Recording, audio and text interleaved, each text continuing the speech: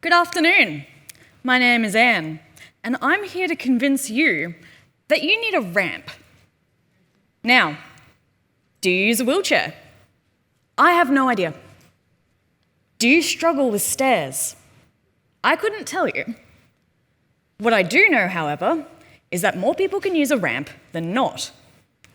In this imaginary thing we are building together, does the ramp get included in the design?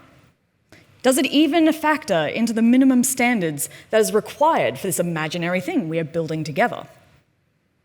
When I'm considering briefs and designs that I'll be presenting to clients, these types of accessibility issues are at the forefront of my thinking, and I want them to be at the forefront of your thinking too.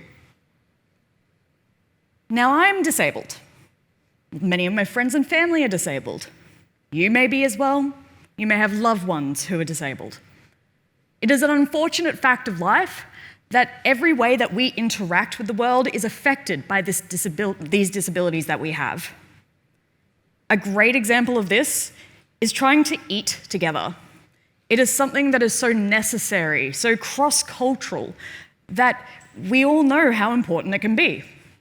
And many of us are aware of how difficult it can be to wrangle everyone into the same place and time given our busy lifestyles.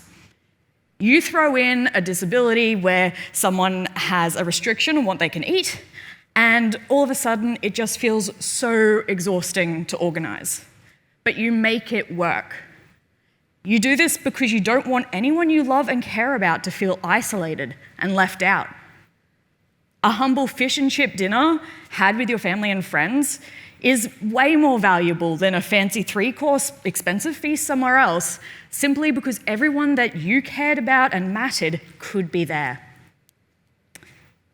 So it's these moments of mutual joy and inclusion that I want you to begin prioritizing in your lives. Now, that is a big ask.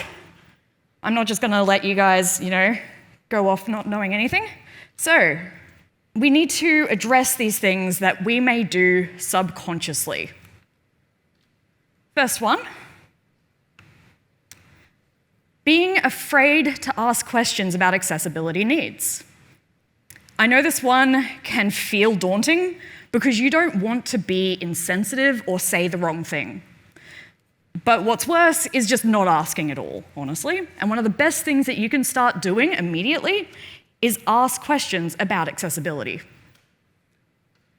2, not just following the minimum standards. Minimum standards are necessary. It ensures everything is brought up to a baseline of compliance.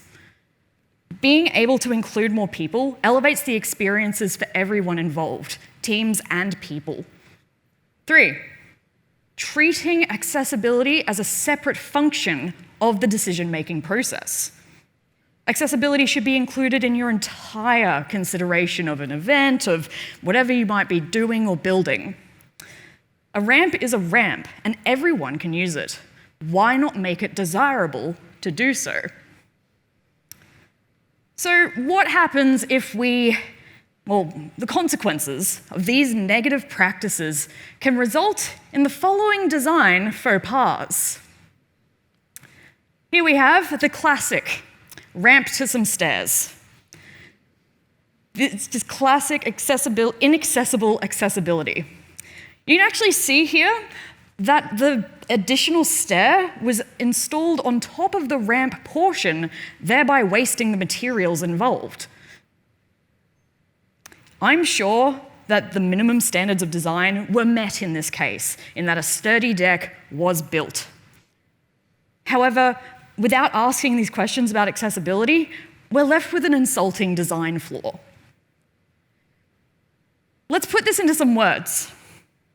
Lazy, unhelpful, wasteful, inconsiderate, inaccessible, and isolating.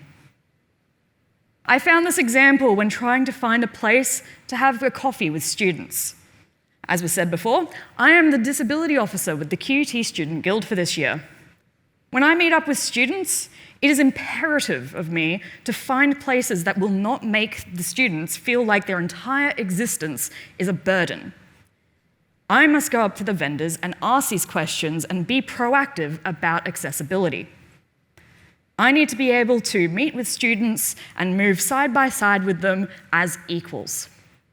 Now, what happens if instead of these negative practices, we consider the alternative? What happens if we ask the questions and consider accessibility? We have here Eagle Street Pier. When this walkway was installed along the river, the ramp portion of it was integrated into the design of the stairs. Its presence is immediate and can be used by all.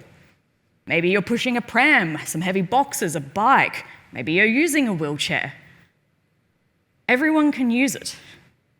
Let's put this one into some words as well.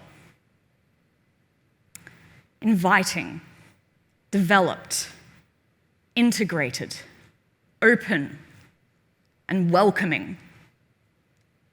Here we can see that you can have fun with the design and integration of accessibility into public spaces. You can see here that it provides a walkway down to public transport. It has access to local restaurants, and it's even got a lovely scenic view of the river. It's perfect accessibility, in my opinion. Joe Soprano, a graphic designer, said that good design goes unnoticed. But it is an unfortunate consequence from this that if design is not noticed, it is assumed to be good enough. We can challenge this idea, because I can tell you right now, disabled people recognize and see and suffer from these bad design choices. And if we want to prioritize physical accessibility in our choices, we have to take disabled experiences very seriously. Now, changes are happening. We have new standards coming out.